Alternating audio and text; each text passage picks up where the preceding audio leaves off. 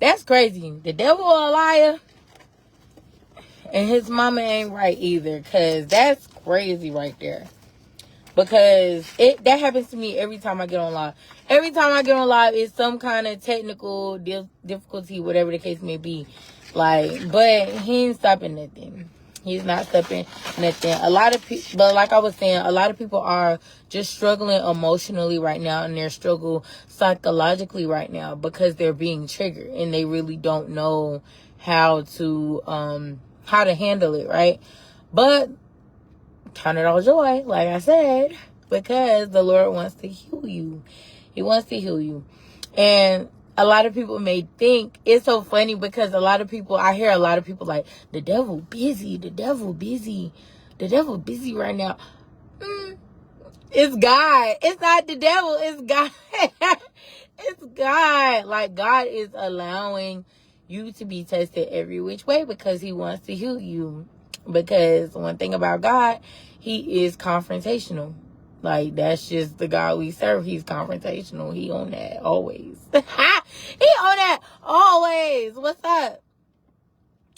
So, and the good thing about it is he will allow, triggers are normally an indication that you need to heal.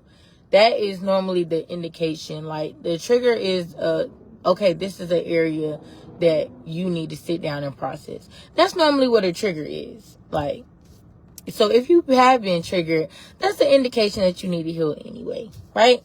It's one thing about it is, like, our nervous systems, they rewire as we go throughout life. Our nervous systems, they reform and rewire to protect us, quote unquote, to protect us. So when we're triggered, it's a part in us where our soul has kind of like a gap in it. There's a soul or a wound there.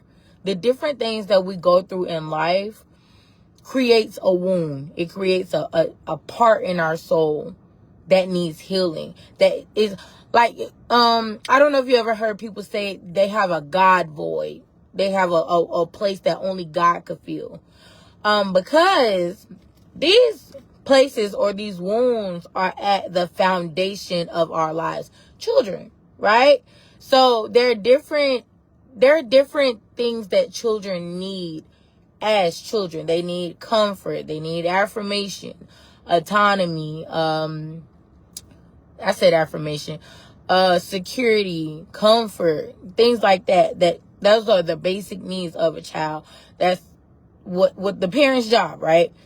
And a lot of times, our parents did not do that job. They did not do that job fully. And so that left wounds or gaps in our soul. And so our nervous system basically rewired itself basically to let us know when something is safe or unsafe. So I want to go with y'all because I'm going to use Bible to back it up. Don't ever come for me. But, okay. The Lord had gave me David and Goliath, right? And that is in... Hold on, I got it right here. Don't play. Never. It is 1 Samuel 17. And I'm not going to read the whole thing, but I am, because y'all going to read it on your own. Period. We Bible readers around here. We are Bible readers around here. So I'm not going to read the whole thing, but I am going to skip over it because there were interesting points here that the Lord was showing me concerning this when he was telling me to tell his people to hit the rock. I'm like, okay. So 1 Samuel...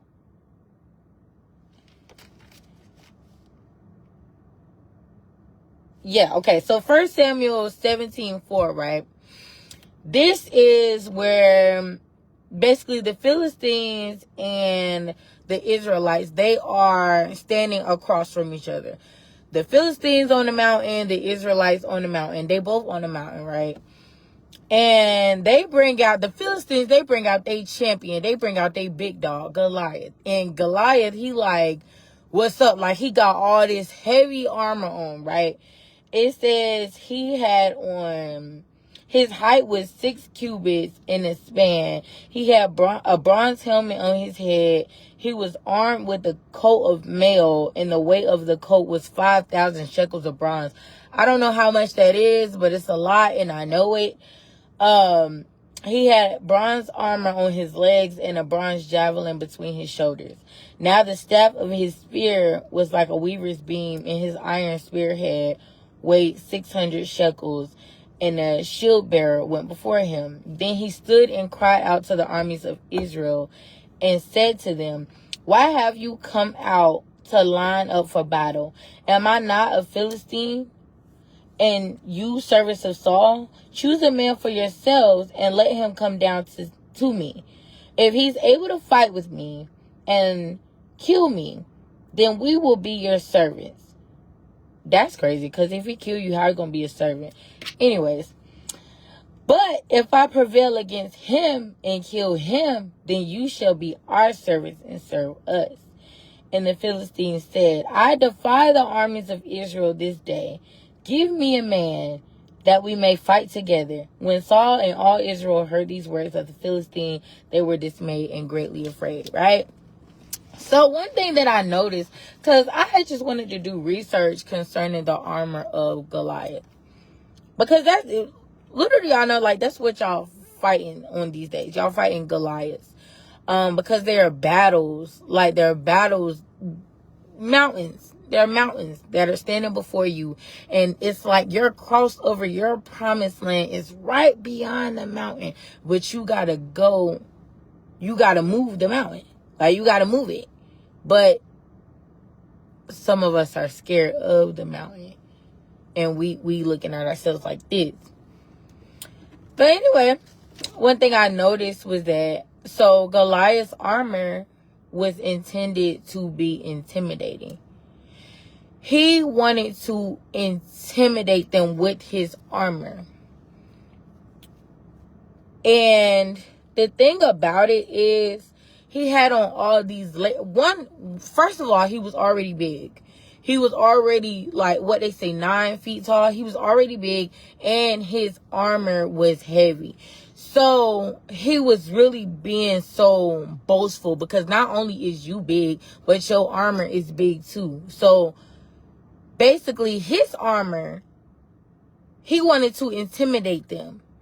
And a lot of times with our problems or the things that trigger us or the things that we fear, it's intimidating to us.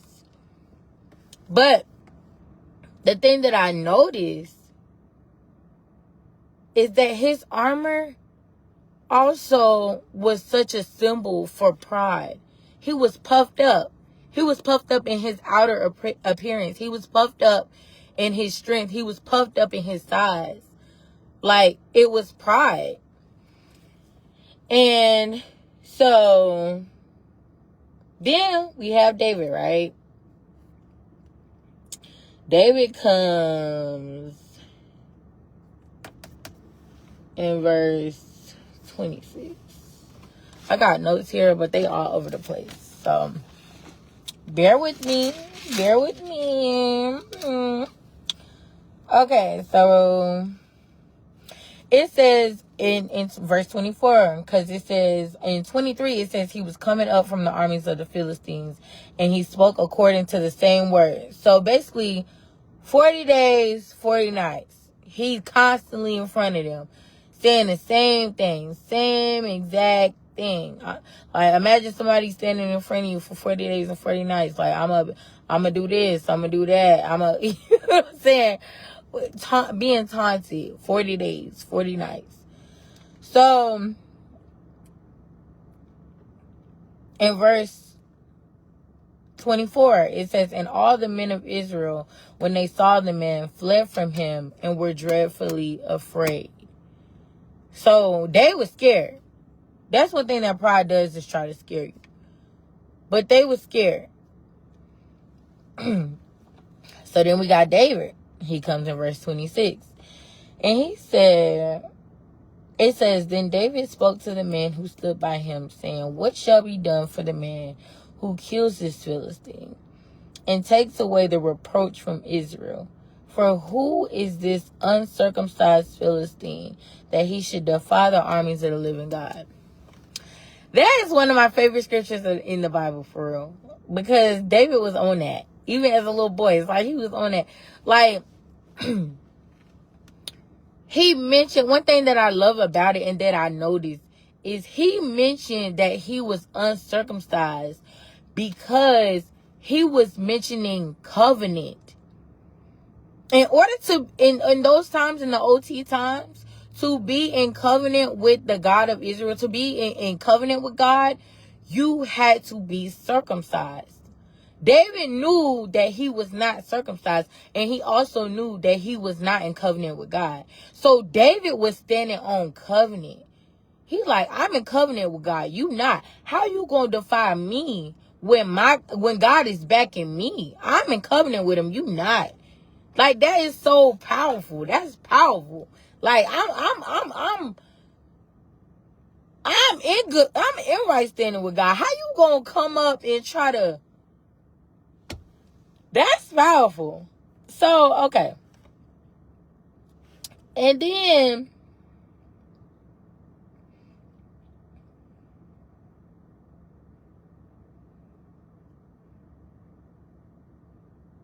okay, right. So then we skip down to verse 38, right? So David gearing up. And it says, Saul clothed David with his armor, and he put a bronze helmet on his head. He also clothed him with a coat of mail. David fastened his sword to his armor and tried to walk, for he had not tested them. And David said to Saul, I cannot walk with these, for I have not tested them. So David took them off. One thing that I noticed is that David didn't wear any armor. We ought to notice David didn't wear any armor. He didn't have on any armor. And I started thinking about Adam and Eve in the garden. They were naked. They didn't have on any clothes. So David's armor was his humility. His armor was his faith and his humility. While David, notice the other soldiers in that story, they had on armor too, and it was all bronze. It was the same armor as Goliath, only it was smaller because they were in size and physical stature smaller. So think about it. In the whole war, right? The only one who was walking in humility was David. All of them, the soldiers and Goliath and the Philistines, the Israelites, Saul, Goliath, everybody, all of them were fighting pride with pride. All of them were using pride to fight each other. And a lot of times that's us. Like, when we have on these armors, like when we get older and when we start elevating in life, like, we have put on armors to protect ourselves, to keep ourselves comfortable and cozy. And that's why a lot of the times we don't have healthy relationships or healthy friendships, is because we have on this armor, and it's not an armor of humility. It's an armor of pride, because it's an armor we try to keep people out of. We use it to keep people out, and we also use it to keep God out. Don't touch this. I love you, but don't touch this. I'm going to tell y'all a story later too. But that's what we do. And I love how David said, he said, I'm unfamiliar with these garments. I'm unfamiliar because earlier in verse 34, it says, when David was talking to Saul, right? And he said, your servant used to keep his father's sheep, and when a lion or a bear came and took a lamb out of the flock, I went out after it and struck it and delivered the lamb from its mouth. But when it rose against me, I caught it by its beard and struck it and killed it. Your servant has killed both lion and bear, and this uncircumcised Philistine will be like one of them, seeing he has defied the armies of the living God. Moreover, David said, the Lord who delivered me from the paw of the lion and from the paw of the bear, he will deliver me from the hand of this Philistine. He like, baby, I got experience. I got experience. I was out here fighting lions and bears. Like, this uncircumcised Philistine ain't nothing. And on top of that, he ain't in covenant with God. So I'm really on that with him. Like, David went in not really playing no games. He wasn't playing any games. But he said he was unfamiliar to those garments. I'm unfamiliar to this garment of pride. I'm used to being humble before the Lord, because that's the way that he delivered me out of the paws of the lion and the bears. It's only if I walked in humility. That's good. Somebody need to catch it. But it says,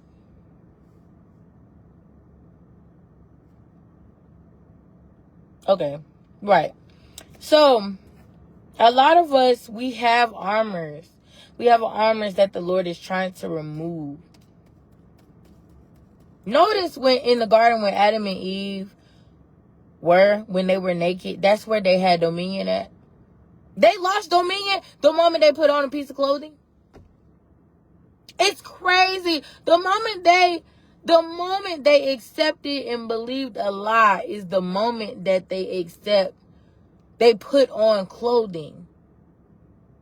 Because humility was shameful to them. Just like in these days now, vulnerability or being naked is shameful to us. We don't want to do that. We want to be prideful. We don't want to address the things that are bothering us. We don't want to do that. We don't want to talk about the hard things. We don't want to bring up that thing. We don't want to uncover it. We don't want to do that. We want to keep the bondage on, keep the mask on. That's what we want to do. There's so many people these days, like, acting like, oh, like, I've never seen a time, even though I'm not really that old, but I mean, I'm pushing 30, so I can say I done seen it. I done seen it up.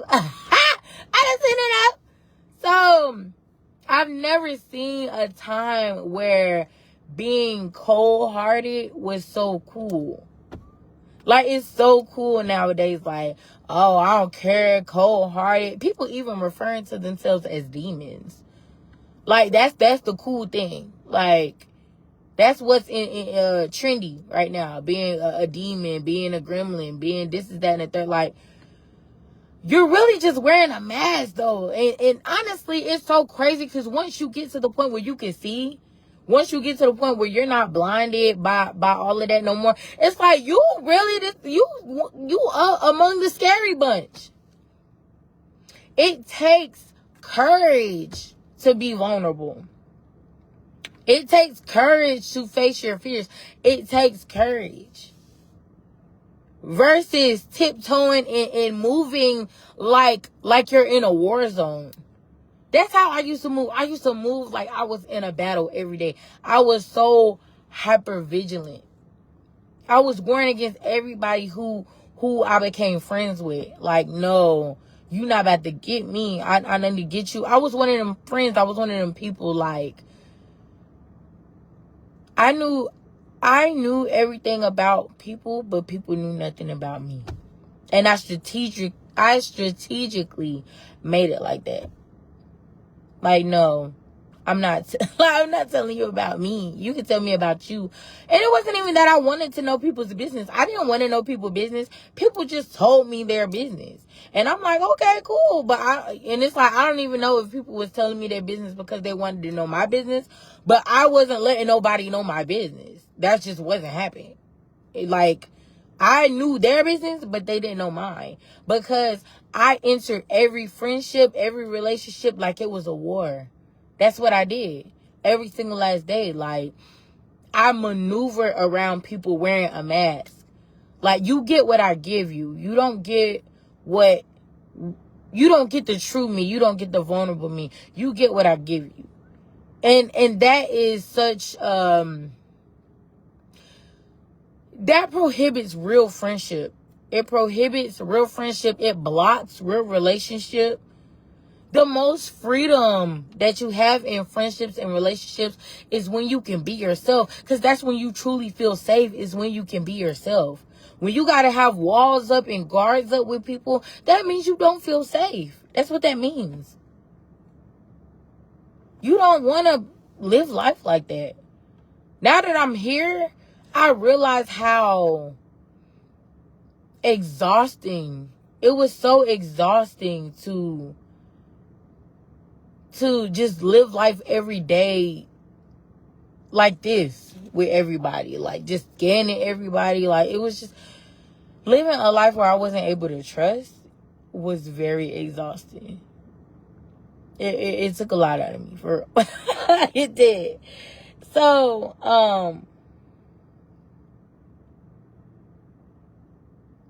okay. Right. So, when they believe their first lie is when they found their first piece of clothing to cover themselves. They wanted to cover their most intimate parts, because they felt like they couldn't show them to God. Because shame grew there. Because one thing about the enemy, right? The enemy always comes with an offer and a lie. And a lot of times, honestly, we done accepted the offer and believed the lie. That's what we've done. Like me, when I was younger, I didn't even realize that I came into agreement with the spirit of control, domination, Jezebel. I accepted the lie and the offer. The lie was, nobody around you can protect you, but I can protect you. Agree with me and I can protect you. And I said, unknowingly, absolutely. Because I was in an environment where I didn't feel safe. I didn't feel safe. So, I needed some sort of protection. And I didn't know how to do it on my own. And I didn't know God at the time.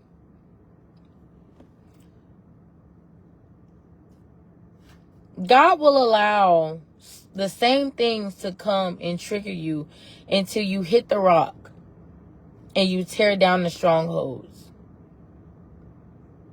We like to avoid Goliath. Goliath taunted them for 40 days and 40 nights. He taunted them. And a lot of times, honestly, in the Bible, you notice 40 days and 40 nights be representing like wilderness or testing. That's a pattern in the Bible. But we like to avoid Goliath. We don't want to face Goliath. They sat there and they let that thing taunt them 40 days, 40 nights. That's what they did. They didn't have trust in their God, though. And do you know, because, okay, the Lord has been walking me through some deliverance lately from up here. The enemy has always attacked me here. Because I've always been a person that values clarity. I've always been a person that values understanding. So the enemy has always attacked me here. So I would respond. Y'all don't even understand how many relationships and friendships that I have ruined. I have straight up ruined it by doing the unthinkable because I was responding to what was here. not even understanding. I didn't understand spiritual warfare at the time. So I'm thinking that whatever I come up with in my head was absolutely right. Now, I've always been a discerning person. I've always been that. But it also was perverted in a way. And it would get infiltrated at times. Like, because when I would be friends, it's like I would overanalyze stuff. I will overanalyze stuff or look for a reason to not be friends with them. Or I would I will overreact to stuff. Like, oh, that gotta be what they was talking about. They had to be talking about me when they said that. Yeah, I'm not talking to them no more. Or I'm about to cuss them out because I would come at people accusing them. Like, it's so crazy. I was one of them people, I would sit and I would just watch you. Like, I would literally just watch you. Especially after you done offended me or did something to me already. I would watch you. I would watch you and just build a case. I would let the case build and build and build and build and build.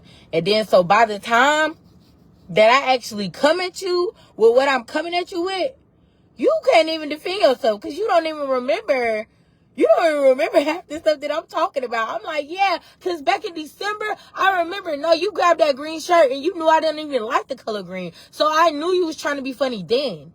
And they're like, what? December? What green shirt? And I'm like, no, that's what I'm talking about. Like, blow it up. Blow it up. Like, I was the queen of blow it up. Like, that's what I was going to do. Relationship, friendship, whatever the case may be, like, I was going to blow it up. And then, after I blew it up, it's like they didn't want to be my friend no more. By the time that stuff started to get clear, because a lot of the times, what's crazy is, my mom would get clear after I done blew it up already. And I'd be like, dang, like, I need to apologize, huh? Like, that's really, that's really how I would be, though. I'm like, dang, I need to apologize.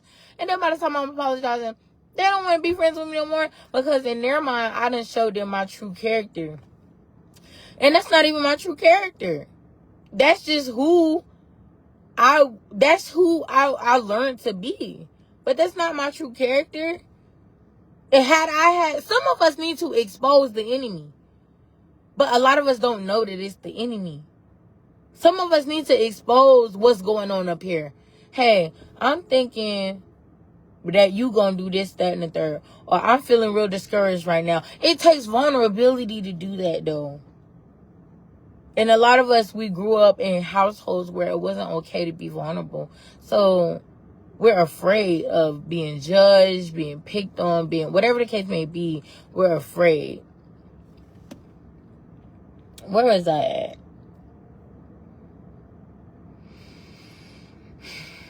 Yeah, right. So I was saying, like, many of us like to avoid Goliath and make others avoid him too. Because we're avoiding. Notice in verse 28, it says, now Eliab, his oldest brother, heard when he spoke to the men, and Eliab's anger was aroused against David. And he said, why did you come down here? And with whom have you left those few sheep in the wilderness? I know your pride and the insolence of your heart, for you have come down to see the battle. He mad because David is addressing the giant and he want to be scared in peace.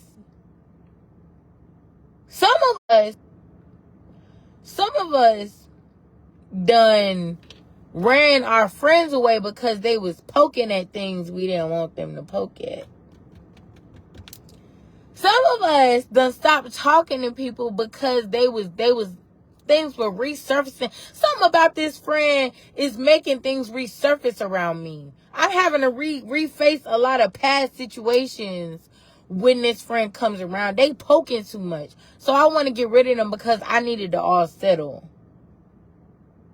When that very well could have been God trying to heal you in that very moment. But that's what some of us done did. Like, no, I got to get her away from me. She doing too much. She poking.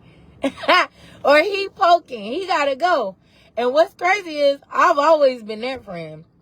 I've had plenty of friends I had plenty of friends stop talking to me because I was poking. I remember I was friends with this girl, right? I was friends with this girl, and this was my girl. Like, we was like partners in crime for real. Well, it wasn't really partners in crime. I mean, we kind of was, but I had just got saved, so kind of it was going like this. It was going like this. Like, this was me, this was her. We was going two different ways, right? But I loved her. I'm like, dang, if I was in the world, like, I know you would be my dog. Like, I know you would be. Like, and I was still kind of in the middle. I was very lukewarm. So it's like we was still listening to certain stuff. We was still going to the club. We was still doing all of that. Because I'm like, this is my girl. But, so this particular girl, her mom was watching her child for whatever reason. I'm not sure what the reason was.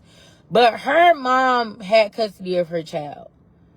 So, I remember one day, she asked me, mind you, like, why would you ask me out of all people? Like, why would you ask me that? So, anyway, we on the phone, and she asked me, she like, do you think I should get my daughter back?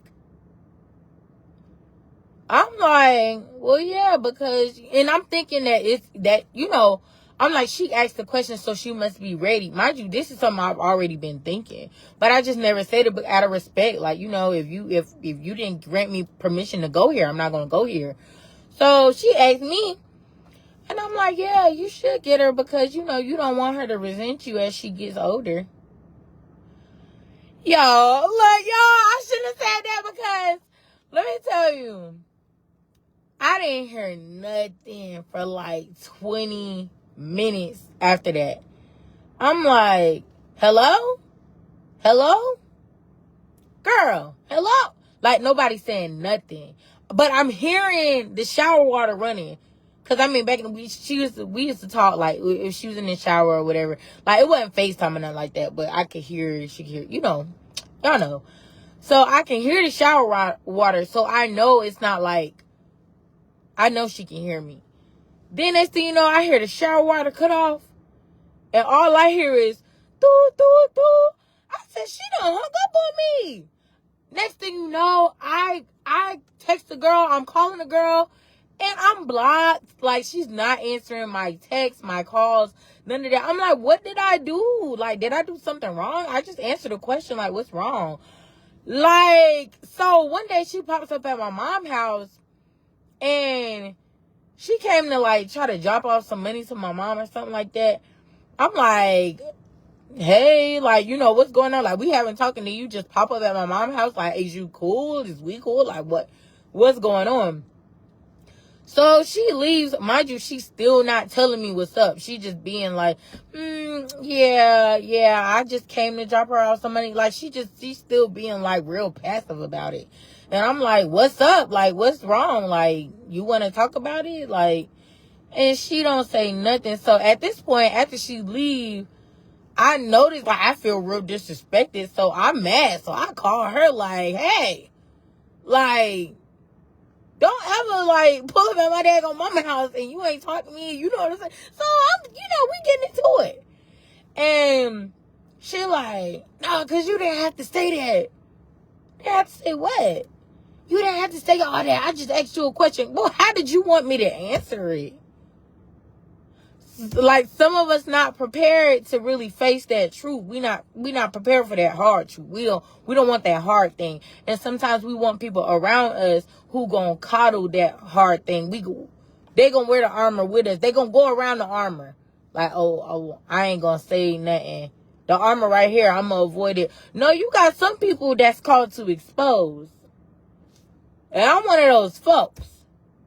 So, you be friends with me, baby. It's a refining process, period. It's just a refining process, period. Like, it's what it is. Like, but some people, we're very selective on who we choose as friends because we don't want them to touch that part.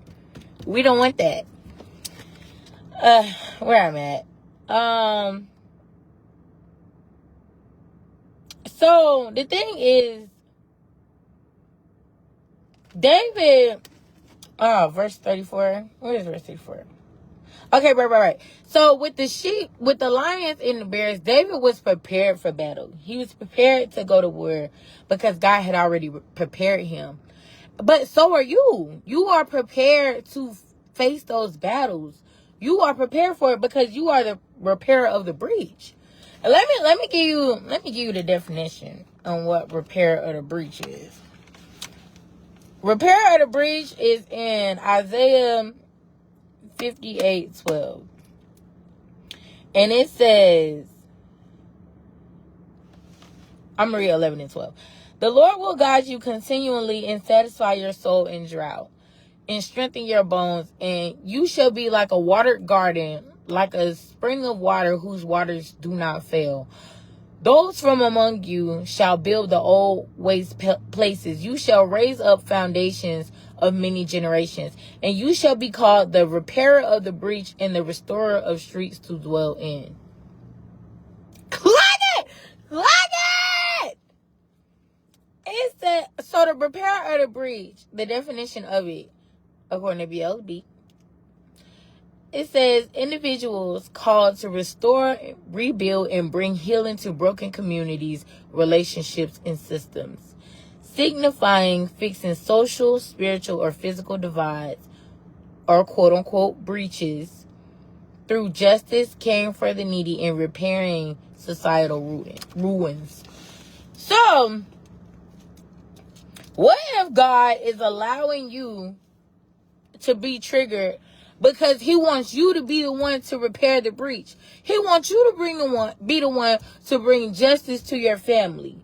He wants you to be the one to bring justice to your community. He wants you to be the one to bring alignment, healing, restoration. It's a heavy mantle, but he wants you to be the one to do it. And in family lines, that's how mantles just get passed over. Some people are in very gifted families. I believe I'm in a very gifted family. But not everybody has said yes. So it's like the weight of what everybody else didn't, what everybody else denied is on the shoulders. Like, dang, like it's a bit heavy. You know, it's a bit heavy. Because it's like, you think about it. A generation of demons. Familiar spirits are just generational demons, right? Family liars, right? A generation of demons. They see you. They see your star getting bright. Just like they did with Jesus. It's like, they like Herod. Who is this? Who she thinks she is? She thinks she about to bring some deliverance? Like, who she think? Oh, get on her. Get on her. Like, we've been running this family for 1,000 years. And she thinks she about to come and challenge us? What? That's you think? And that is, you gotta rise up like, yeah, that's what I think. Because who is you, uncircumcised Philistine? Who are you? You know? That's what you gotta do. It be hard. It do be hard. But the Lord wants to make you whole. Like prison break. Like, break out of prison and you go back and get the others. Like, it's worth it. It's hard, but it's worth it. And that's the season that everybody is in. It's healing season. It's healing season. And the Lord is allowing you to be triggered. Allowing you to be tested. Because he wants to make you whole. Because there's a work that he has for you. And you got to be whole to do it, right? So, and I'm going to give y'all a revelation that the Lord gave me on pride, right? Because when you choose not to heal, you're operating in pride. When you're operating in the false garments or the armor that you placed on yourself, you're operating in pride. And the thing about it, the Bible says that he exalts the humble and he refuses the proud. So, whenever you are operating in pride, The Lord showed me, when you operate in pride, you exalt yourself as a king on the earth. You exalt yourself as a king. And you challenge God. You challenge God. So you basically declare a war on God. Just like Goliath. Goliath said, I defy the armies of the living God. He challenged God because he had pride in his own strength and in his armor. When you operate in pride, you defy God. And you basically challenge him. And so God puts you in situations to humble yourself. Because he got to bring you down a few notches. That happened to me. That happened to plenty of us before. But I know it's definitely happened to me before where I was operating in pride. And the Lord like, hold on, daughter. I'm like, oh, okay. Yeah. The next person I want to talk about is Lazarus. In John 11:4. Wait. John 11:4. Read. Okay. Okay. Let's see.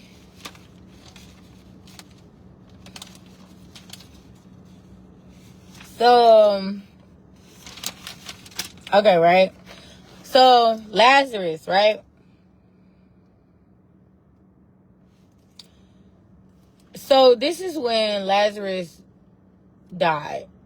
He died, and it says, it was that Mary who anointed the Lord with fragrant oil and wiped his feet with her hair. Those whose brother Lazarus... First of all, hold on. Quick cut. Let me tell y'all something. A fun fact, because a lot of people actually don't know this.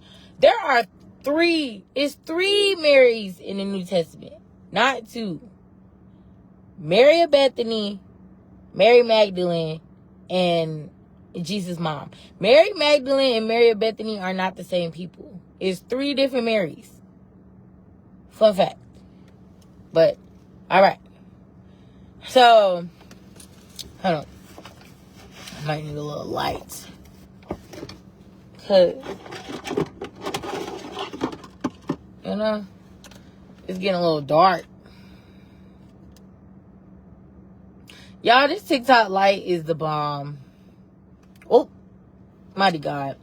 Okay.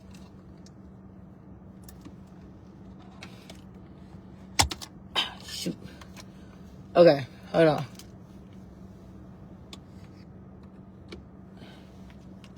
We're almost there. Okay, well.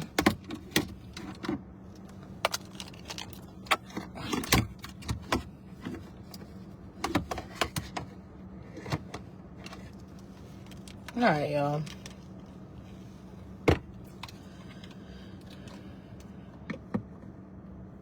Period. Look at that. Ah! Alright. That light is hitting. It be hitting. Okay. So, in verse 4, right, it says, this sickness is not unto death, but for the glory of God, that the Son of God may be glorified through it. So, what if, whatever you have been going through, what if it's all for the glory of God? What if God allowed it? And, I mean, it's not even what if he did, but what if he allowed it so that he could get the glory out of it? Because a lot of times we ask, like, why is this happening to me? Why do I have to be the one going through this? Why? You know? And the answer is, it's not unto death, but for the glory of God, that the Son of God may be glorified through it. Meaning, you're not going to die here. You're going to give God glory. There has to be a space that is created for God to show up. It has to be created Like, there has to be a scenario. You have to have some type of testimony. Where has God brung you from? If God ain't brung you from nowhere, how are you going to expect to get others out unless you just selfish like that? The magnitude of your testimony is parallel to the magnitude of the people that you will bring out.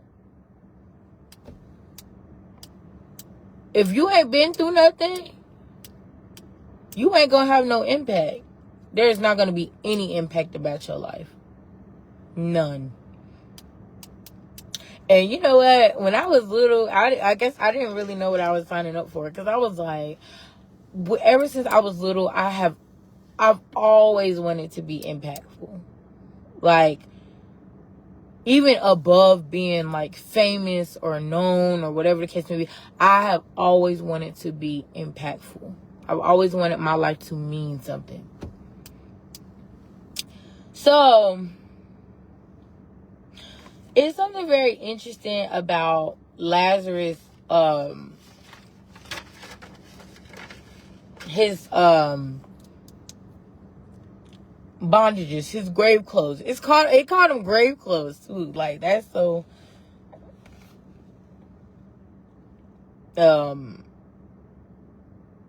significant. Let me say that. So, what's the verse? It said, oh, I think it's 44. Yeah, it's 44. Okay. Boom, boom, boom, boom, boom. It says, and he who had died came out bound hand and foot with grave clothes, and his face was wrapped with a cloth. And Jesus said, loose him and let him go. His bondages, Lazarus' bondages, or bandages, whatever, represents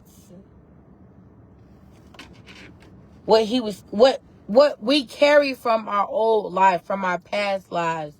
We, a lot of times, like in the season, God is unwrapping us from grave clothes. He's taking the grave clothes off. I remember I had a dream that I was walking into an arena and I was singing that song.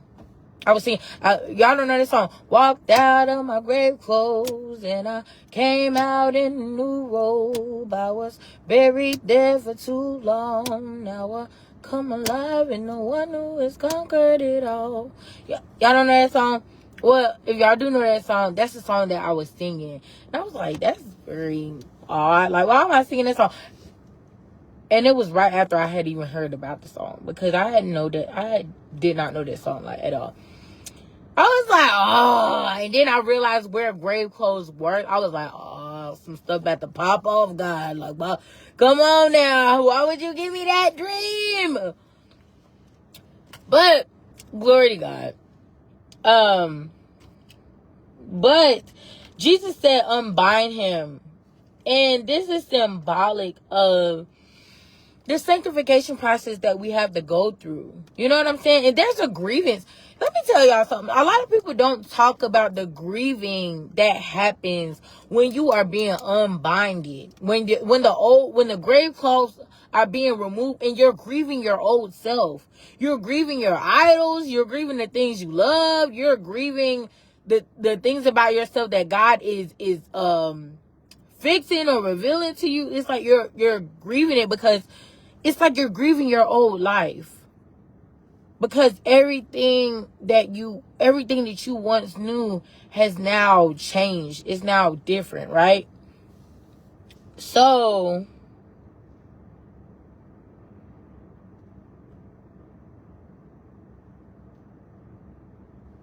that's what the Lord is saying to a lot of us right now. The Lord is saying, unbind them. That's what the Lord is saying. Like, He wants you to be removed from those grave clothes. He wants to bring the new creature forth. Our pastor literally was just talking about being born again because we had baptism Sunday. And you have to be born again to inherit the kingdom of God. Meaning you have to unbind yourself so the new creature can come forth. When Jesus dropped them bandages, He was new, even though he was still Jesus. Don't get me wrong, but he was resurrected Jesus. He was new. Came back from defeating death, hell, and the grave, Jesus.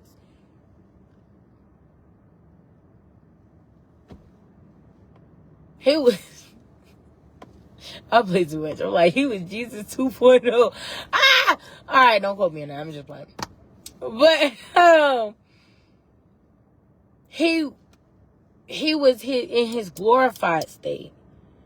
And the last step in our process is glorification. We got to reach our glorified state. Which means we got to keep on unbinding. We got to keep unbinding, keep unbinding, keep unbinding. And it hurts. It does hurt. But it's worth it. Because God even gives you revelation like, hey, the way that you've been acting, the way that you've been thinking, I'm about to challenge that. I'm going to challenge you on that because it's unhealthy. It's not right. It's prohibiting the things that I want to give you. I want to give you healthy relationship. I want to give you healthy marriage. I want to put you around healthy community. But you ain't going to do nothing but run them off. Some of us are so used to fighting that we have no idea what a blessing looks like. We have no idea what it looks like. We don't know how to react when the blessing is in our face. And that's something that I pray all the time. God, please don't let me miss don't let me not recognize that the blessing is right in front of me. Because of what I want, or because I want to stay the same way. You have to want the new thing. The Bible says, forget the old things of this world. For I'm doing a new thing. You have to constantly be evolving and learning and growing. You have to constantly be doing that. Because if not, you're going to live this life and you're not even going to recognize how blessed of a life you. The Bible says that to be able to enjoy blessings is a gift. It's a gift from God. You know how many people in this earth are blessed and they don't even know that they're blessed, but they're blessed? But they still in the old season. They still in the old clothes. Friendships, you can't even honor your friend right. You can't even honor your friend right because you can't see that she's a gift. You know, some people, that verse.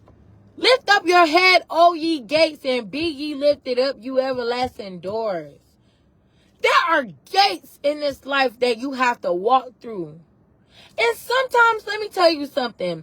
God uses people to walk you through those gates. Sometimes people are your access through that gate.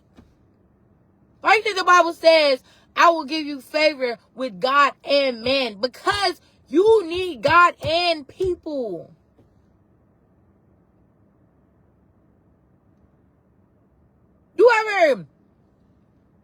That's why I firmly believe, even in the saying, it's not what you know, it's who you know.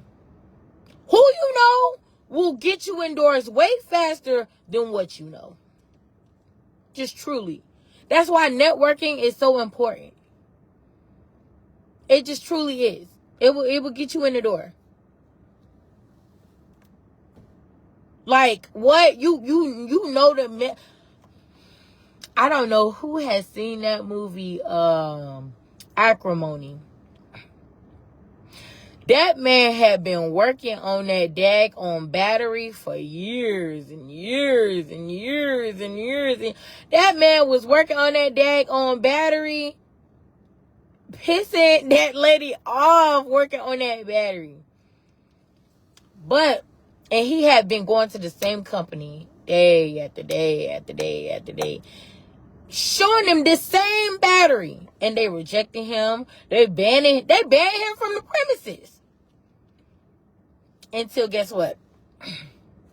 He ran into a woman that he knew from high school, that he had a previous relationship with, and she was the vice president of the company. That one day, that one encounter changed that man's life. She was his access to the gate. One day, life changed. $100 million. Boom. Like, that's why it's like we have to get to the place where we can recognize what God is doing and who God is using, like, in our lives, and what capacity. You have to know who you're around. You got to know, like, if you in church, are these people my blessings, God? Are these my destiny helpers, or are they destiny thieves, or are they destiny destroyers? You got to know, because you can't afford to waste no time. But a lot of people think just because we are around people that expose things in us, that they are destiny destroyers. That they're not supposed to be in our life because we feel the heat with them around. The iron sharpening process requires fire.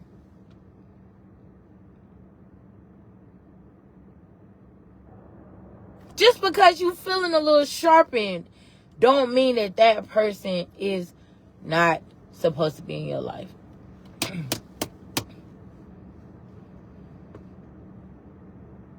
I literally had a friend like that. 2.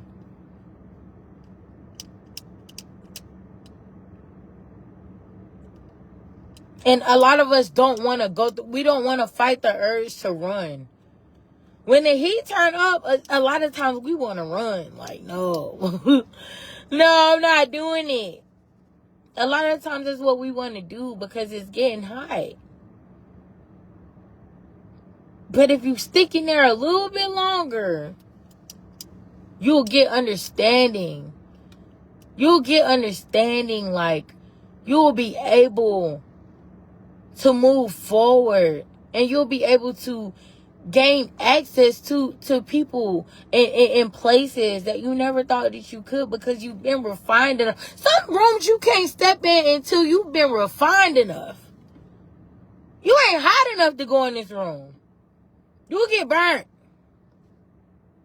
You will get burnt. Even with what's their name? The 3 Hebrew boys. The fire didn't touch them because fire, just like with the bush, with Moses, fire needs something tangible to latch onto. They had already killed their flesh, so they could go in the furnace.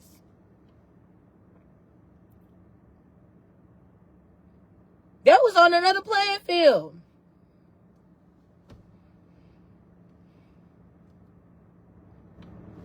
But, all right.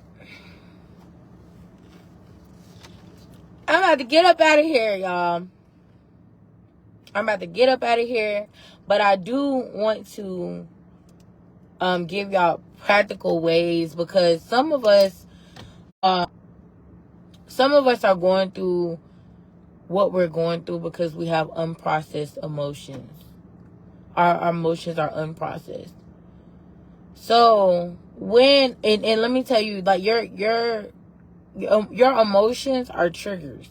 They are information. They're information, if you will. Like, they inform you on what's going on.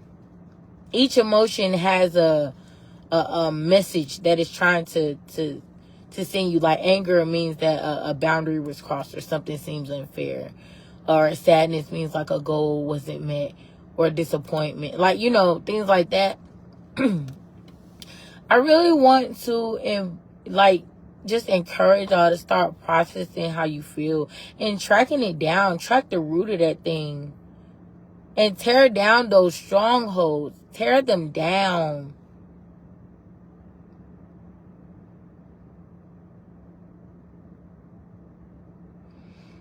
That happened, like, one last story. All right, one last story.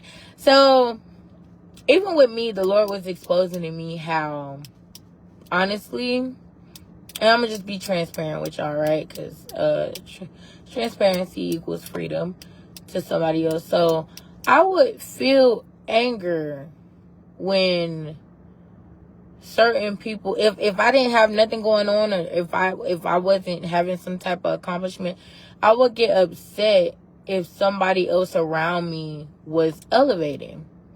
I would get so upset if I would feel anger, like if somebody else was elevating and I wasn't. But the Lord revealed to me in that moment, because I was trying to figure out, I'm like, Lord, why do I feel this way? Like, I love this person. I love these people. Why do I feel this way? And the Lord has shown me it's because you have a scarcity mindset. I'm like, what's that? And he showed me, you don't believe that there's enough to go around.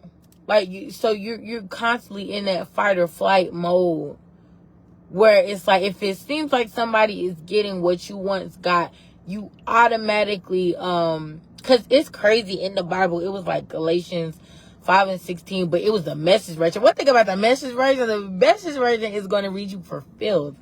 But one of the things in the Message version said, depersonalizing people to rivals. And I was like, what does that mean? But I did that. As soon as I felt like somebody got in my way, they was no longer a human being to me. They was the competition. They was trying to take something from me. But that's the thing. Like, you won't have the revelation of these things if you do not consult the Lord about it. If you don't consult the Lord about it. And if you don't, because I could have just let that take over and ruined another friendship. Friendships. Let me say friendships. Because it wasn't just one person. It was multiple people. I could have just ruined the friendship. Could have just turned enemy on them. Could have. Like, no, you in my way. Like, I could have just switched up on them.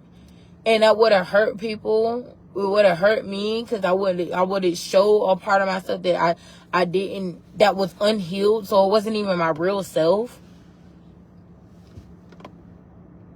And I would have missed blessings. Because those people are blessings to me.